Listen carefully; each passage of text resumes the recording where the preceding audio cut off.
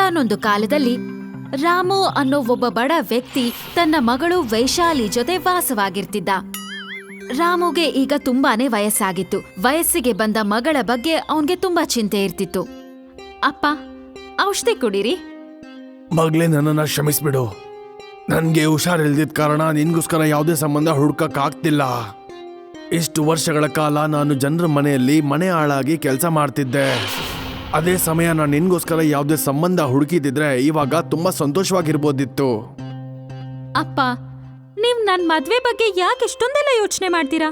ನನಗ್ ಮದ್ವೆ ಆಗಕ್ ಇಷ್ಟ ಇಲ್ಲ, ಮತ್ತೆ ನಿಮ್ಮನ್ ಬಿಟ್ಟು ಹೋಗಕ್ಕೂ ನನಗಿಷ್ಟ ಇಲ್ಲ.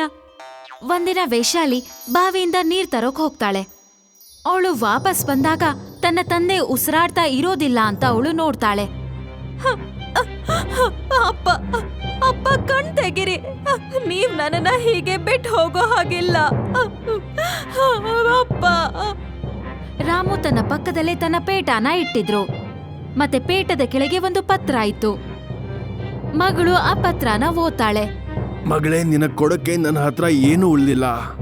ನನ್ನ ಹತ್ರ ಉಳ್ದಿರೋದಂದ್ರೆ ಈ ಮಾಯಾವಿ ಪೇಟ ಮಾತ್ರ. ಇದನ್ನ ನಾನು ನಿನ್ಗೋಸ್ಕರ ಬಿಟ್ಟು ಹೋಗ್ತಾ ಇದ್ದೀನಿ. ನೀನ್ ಇದನ್ನ ಧರಿಸಿದಾಗ ನಿನ್ ರೂಪ ಬದಲಾಗುತ್ತೆ. ಆದ್ರೆ ಇದನ್ನ ನೀನ್ ಅಪಾಯದಲ್ಲಿ ಇರ್ಬೇಕಾದ್ರೆ ಮಾತ್ರ ಬಳಸ್ಬೇಕು ಮಗಳೇ.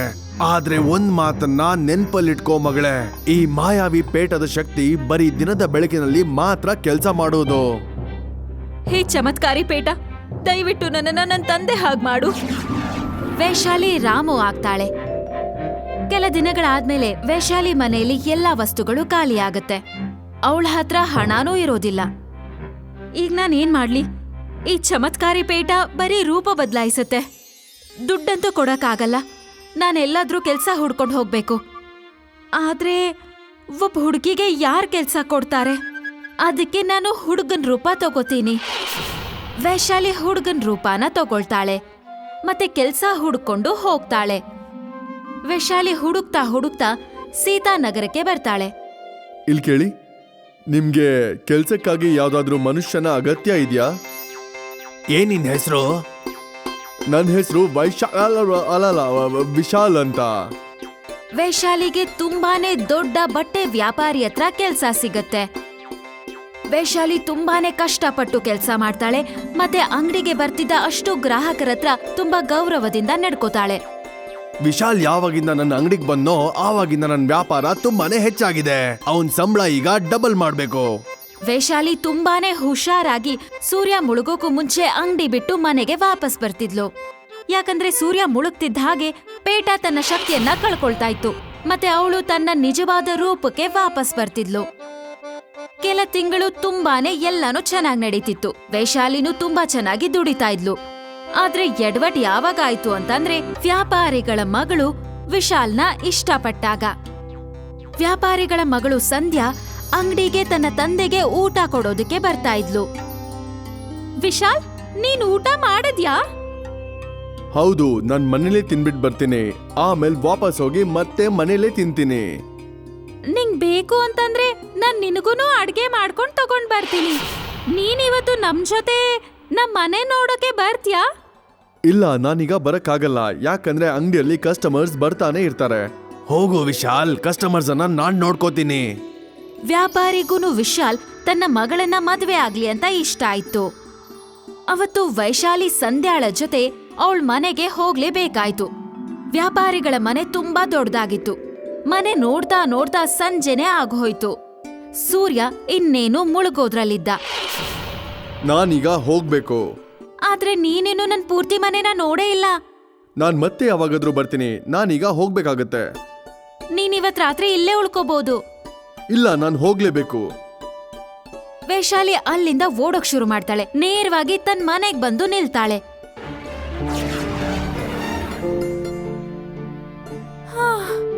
ಅಪ್ಪ ದೇವ್ರೆ, ಇವತ್ತು ಸ್ವಲ್ಪದ್ರಲ್ಲಿ ತಪ್ಪಿಸ್ಕೊಂಡಿದೀನಿ. ವೈಶಾಲಿಗೆ ಏನ್ ಮಾಡ್ಬೇಕು ಅಂತ ಗೊತ್ತೇ ಆಗೋದಿಲ್ಲ. ಅವಳು ಒಬ್ಬ ಹುಡುಗಿಯಾಗಿದ್ಲು. ಅದಕ್ಕೆ ವ್ಯಾಪಾರಿಗಳ ಮಗಳನ್ನ ಅವಳು ಮದ್ವೆ ಆಗೋದಕ್ಕೆ ಸಾಧ್ಯನೇ ಇರ್ಲಿಲ್ಲ. ಒಂದ್ ವೇಳೆ ವ್ಯಾಪಾರಿಗೆ ಸತ್ಯ ಹೇಳಿದಿದ್ರೆ ಅವಳು ಕೆಲ್ಸ ಕಳ್ಕೊಳ್ಬೇಕಾಗಿತ್ತು. ಕೆಲ್ಸ ಅಂತೂ ನನ್ ಬಿಡಕ್ಕಾಗಲ್ಲ. ವ್ಯಾಪಾರಿಗಳು ನನ್ಗೇನಾದ್ರೂ ಮದ್ವೆ ಬಗ್ಗೆ ಕೇಳಿದ್ರೆ ಏನಾದ್ರೂ ಒಂದ್ ಕಾರಣ ಹೇಳ್ಬಿಡ್ತೀನಿ. ವ್ಯಾಪಾರಿ ವೈಶಾಲಿಗೆ ಅಂದ್ರೆ ವಿಶಾಲ್ ಹತ್ರ ಮದ್ವೆ ಬಗ್ಗೆ ಮಾತಾಡ್ದಾಗ ಅವಳು ಹೇಗಾದ್ರೂ ಮಾಡಿ ಮಾತನ್ನ ಮರೆಸ್ತಾ ಇದ್ಲು. ಒಂದಿನ ವ್ಯಾಪಾರಿ ತನ್ನ ಮಗಳಿಗೆ ಹೇಳ್ತಾನೆ, ಈ ವಿಶಾಲ್ ಅವನ್ ಬಗ್ಗೆ ಯಾಕೇನು ಹೇಳ್ತಾನೆ ಇಲ್ಲ, ಮತ್ತೆ ಅವನಿಗೆ ಸಂಬಂಧಪಟ್ಟ ವಿಷಯನ ಸರಿಯಾಗಿ ಹೇಳ್ತಾನೆ ಇಲ್ಲ. ಇವತ್ ಸಾಯಂಕಾಲ ನೀನ್ ಅವನನ್ನ ಹಿಂಬಾಲಿಸು, ಆಮೇಲೆ ನೋಡ್ಕೋ ಅವನ್ ಎಲ್ಲಿರೋದು ಅಂತ. ಅವತ್ ಸಂಜೆ ಸಂಧ್ಯಾ ವಿಶಾಲ್ನ ಹಿಂಬಾಲಿಸ್ಕೊಂಡ್ ಹೋಗ್ತಾಳೆ. ಅವಳು ರೂಪ ಬದಲಾಯಿಸೋದನ್ನ ಸಂಧ್ಯಾ ನೋಡ್ಬಿಡ್ತಾಳೆ. ಸಂಧ್ಯಾಳ ಮನಸ್ಸು ಮುರ್ದು ಹೋಗುತ್ತೆ. ಈ ಎಲ್ಲಾ ವಿಷಯನ ಹೋಗಿ ತನ್ನ ತಂದೆಗೆ ಹೇಳ್ತಾಳೆ. ಇದು ಹೇಗಾಗೋಕ್ ಸಾಧ್ಯ? ಮಾರನೇ ದಿನ ವೈಶಾಲಿ ವಿಶಾಲ್ನ ರೂಪದಲ್ಲಿ ಅಂಗಡಿಗೆ ಬಂದಾಗ ವ್ಯಾಪಾರಿ ಅವಳಿಗೆ ಹೇಳ್ತಾನೆ, ನೀನ್ ಯಾರು? ಹುಡ್ಗಿನ ಹುಡ್ಗಾನ ಸರಿಯಾಗಿ ಹೇಳು, ಇಲ್ಲಾದ್ರೆ ಮೋಸ ಮಾಡಿದ್ಯಾ ಅಂತ ಜೈಲಿಗೆ ಕಳಿಸ್ಬಿಡ್ತೀನಿ. ವೈಶಾಲಿ ಪೇಟಾನ ತೆಗೆದು ತನ್ನ ನಿಜ ಸ್ವರೂಪಕ್ಕೆ ಬಂದು ಮತ್ತೆ ಅಳೋಕ್ ಶುರು ಮಾಡ್ತಾಳೆ. ನಾನು ಒಬ್ಬ ಹುಡುಗಿಯರಿಗೆ ಯಾರು ಕೆಲ್ಸ ಕೊಡಲ್ಲ ಅಂತ, ಅದಕ್ಕೆ ನಾನು ದುಡಿಯೋಕೆ ಅಂತ ಹುಡುಗರ ರೂಪನ ಧರಿಸ್ದೆ. ನನ್ ತಂದೆ ಈ ಚಮತ್ಕಾರಿ ಪೇಟಾನ ನನಗೆ ಕೊಟ್ರು. ದಯವಿಟ್ಟು ನನ್ನನ್ನ ಕೆಲ್ಸದಿಂದ ತೆಗ್ದು ಹಾಕ್ಬೇಡಿ, ನಮ್ಮ ಮನೇಲಿ ಯಾರು ಇಲ್ಲ. ಇಷ್ಟು ದಿನದಿಂದ ನೀನ್ ನಮ್ಮೆಲ್ರಿಗೂ ಮೋಸ ಮಾಡಿದ್ಯಾ, ಆದ್ರೂ ಪರವಾಗಿಲ್ಲ.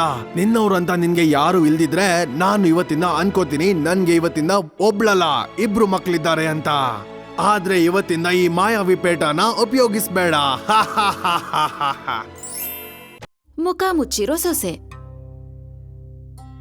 ಹುಟ್ಟದಾಗಿಂದ ರಾಶಿಕಾಗೆ ಮೂಗಿರ್ಲಿಲ್ಲ. ಆದ್ರೆ ಈ ವಿಷಯ ಅವ್ರ ಪರಿವಾರದವ್ರಿಗೆ ಬಿಟ್ರೆ ಬೇರೆ ಯಾರಿಗೂ ಗೊತ್ತಿರ್ಲಿಲ್ಲ. ರಾಶಿಕಾ ಅವರ ತಂದೆ ತಾಯಿ ಅವಳ ಮದ್ವೆ ಬಗ್ಗೆ ತುಂಬಾನೇ ಚಿಂತೆ ಮಾಡ್ತಾ ಇದ್ರು.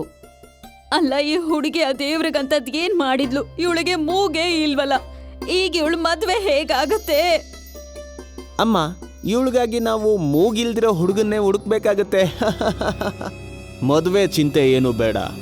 ರಾಮ್ ಸ್ವರೂಪ್ ಅವರ ಮಗನ ಮದುವೆ ಮಾಡಬೇಕು ಅನ್ಕೊಂಡಿದ್ದಾರೆ. ಅವರು ಕೇವಲ 5 ಲಕ್ಷ ಬೇಕಾಗಿದೆ. ಹುಡುಗಿ ಹೇಗಿದ್ರು ಪರವಾಗಿಲ್ಲ, ಮದುವೆ ಮಾಡಿಸ್ತಾರೆ. ಮತ್ತೆ ಅವ್ರ ಮಗಂಗೆ ಏನಾದ್ರೂ ಕೊರತೆ ಇದ್ರೆ? ಅವರ ಮಗ ಅಪ್ಪನ್ಗೆ ತುಂಬಾ ಎದುರ್ತಾನೆ. ಅವನು ಅವ್ರ ತಂದೆಯ ಮಾತನ್ನ ಮೀರಿ ಏನೂ ಮಾಡೋದಿಲ್ಲ. ಒಂದು ಸರಿ ಮದುವೆ ಆಯ್ತು ಅಂದ್ರೆ ಮುಗೀತು. ಮಾರನೇ ದಿನ ರಾಮ್ ಸ್ವರೂಪ್ ಅವ್ರ ಮಗನ್ ಕರ್ಕೊಂಡು ರಾಶಿಕಾಳ ಮನೆಗ್ ಬರ್ತಾರೆ. ರಾಶಿಕಾ ತನ್ನ ಪೂರ್ತಿ ಮುಖವನ್ನ ಮುಚ್ಕೊಂಡಿದ್ಲು. ಅಣ್ಣಯ್ಯ, 5 ಲಕ್ಷ ಕೊಡ್ತೀಯ ಅಂದ್ರೆ ಏನು ತೊಂದ್ರೆ ಇಲ್ಲ, ಗೊತ್ತಾಯ್ತಾ? ನನ್ಗಂತೂ ಈಗ 5 ಲಕ್ಷದ ಅವಶ್ಯಕತೆ ತುಂಬಾನೇ ಇದೆ. ಹಾಗಾಗಿ ನನ್ನ ಮಗನ ಮದ್ವೆ ಮಾಡೋದಕ್ಕೆ ಮುಂದಾಗಿದ್ದೀನಿ. ಅಪ್ಪ, ಒಂದು ಸರಿ ಹುಡುಗಿಯ ಮುಖ ನೋಡ್ಬೇಕು ಅನ್ಕೊಂಡಿದೀನಿ. ನಿನ್ಗೇನು ತಲೆ ಕೆಟ್ಟಿದ್ಯಾ? ಹುಡುಗಿ ತುಂಬಾ ನಾಚಿಕೆ ಸ್ವಭಾವ ಇರೋಳು ಅಂತ ಗೊತ್ತಾಗ್ತಿಲ್ವಾ? ನಮ್ಮ ಕುಟುಂಬಕ್ಕೂ ಕೂಡ ಇದೇ ತರ ಮರ್ಯಾದಸ್ಥ ಹುಡುಗಿ ಬೇಕು. ನಾನು ಕೂಡ ನನ್ನ ಮದ್ವೆಗ್ ಮುಂಚೆ ನಿಮ್ಮಮ್ಮನ ಮುಖ ನೋಡೇ ಇರ್ಲಿಲ್ಲ.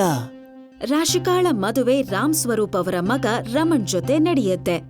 ರಾಶಿಕಾ ತನ್ನ ಅತ್ತೆ ಮನೇಲೂ ಯಾವಾಗ್ಲೂ ಮುಖನ ಮುಚ್ಕೊಂಡಿರ್ತಿದ್ಲು. ರಮಣ್ ಯಾವಾಗ್ಲೇ ಅವಳ ಮುಖ ತೆರೆಯೋದಕ್ಕೆ ಹೋದ್ರೆ ಯಾವ್ದಾದ್ರೂ ಒಂದು ಕೆಲಸದ ನೆಪ ಮಾಡ್ಕೊಂಡು ಅವಳು ಅಲ್ಲಿಂದ ಎದ್ದು ಹೋಗ್ತಿದ್ಲು. ರಿಷಿಕಾ, ಇವತ್ತು ಮನೇಲಿ ಯಾರೂ ಇಲ್ಲ, ಇವತ್ತಾದ್ರೂ ನಿನ್ ಮುಖ ತೋರ್ಸು. ಮಾವ ಜಾಸ್ತಿ ದೂರ ಹೋಗಿಲ್ಲ, ಇಲ್ಲೇ ಪಕ್ಕದ ಅಂಗಡಿಗೆ ಹೋಗಿದ್ದಾರೆ. ಅವರೇನಾದ್ರೂ ನಾನು ಹೀಗೆ ಮುಖ ಮುಚ್ಕೊಳ್ದೇ ಇರೋದು ನೋಡಿದ್ರೆ ತುಂಬಾನೇ ಬೈತಾರೆ. ರಾಶಿಕಾ ಬಾವಿಗೆ ನೀರ್ ತರೋಕೆ ಹೋದಾಗ ಊರಿನ ಹೆಂಗಸರು ಅವಳನ್ನ ಮಾತಾಡಿಸ್ತಾರೆ.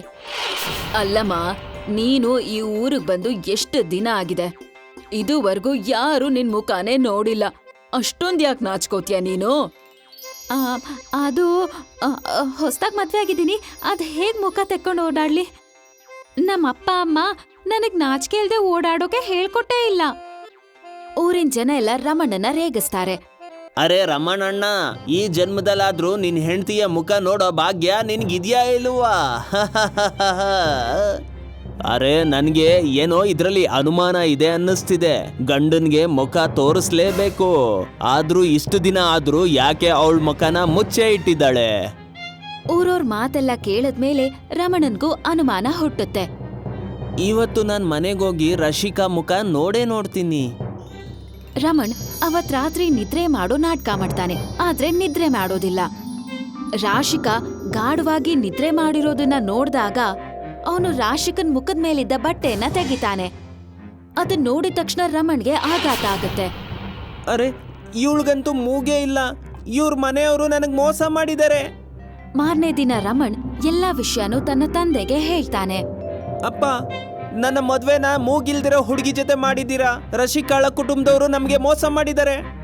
ಅರೆ, ನೀನು ರಶಿಕಾಳ ಮೂಗಿಡ್ಕೊಂಡು ಏನ್ ಮಾಡ್ತೀಯಾ?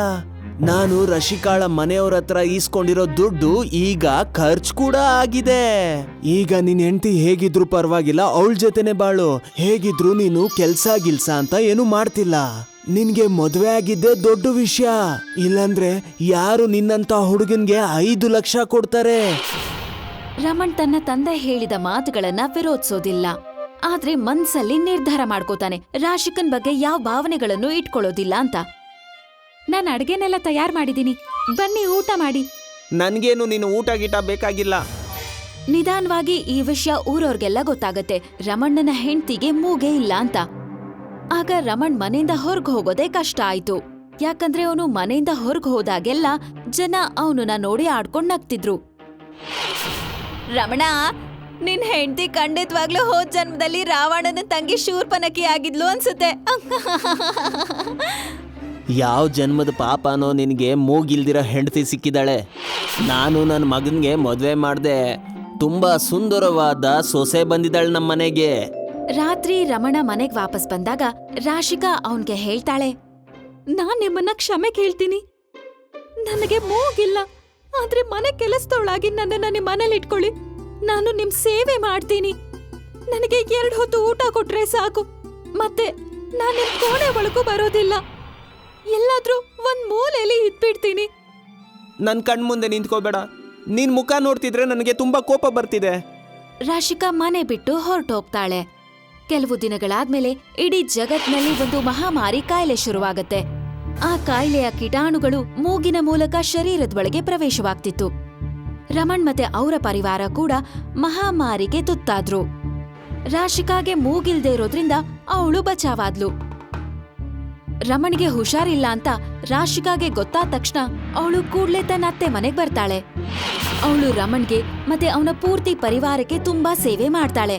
ಅದ್ರ ಜೊತೆಗೆ ಊರಲ್ಲಿ ಎಲ್ಲರಿಗೂ ಕಾಯಿಲೆ ಬಂದೋರ್ಗೆ ಸೇವೆ ಮಾಡ್ತಾಳೆ. ಕೆಲವು ತಿಂಗಳಾದ್ಮೇಲೆ ರಮಣ್ ಸರಿ ಹೋಗ್ತಾನೆ. ನನ್ನ ಕ್ಷಮಿಸ್ಬಿಡು ರಶಿಕಾ. ಮನೇಲಿರೋದಕ್ಕೆ ನಿನ್ಗೆ ಜಾಗ ಕೂಡ ಕೊಟ್ಟಿಲ್ಲ. ನೀನಂತೂ ನನಗೆ ತುಂಬಾ ಸೇವೆ ಮಾಡಿದೆ. ಕ್ಷಮೆನ ನಾನು ಮತ್ತೆ ನಮ್ಮ ಮನೆಯವರೆಲ್ಲ ನಿಮ್ಮನ್ನ ಕೇಳ್ಬೇಕು. ಯಾಕಂದ್ರೆ ನಾನು ನನ್ ಮುಖ ತೋರಿಸ್ದೆ ನಿಮ್ ಜೊತೆ ಮದ್ವೆ ಆಗ್ಬಿಟ್ಟೆ.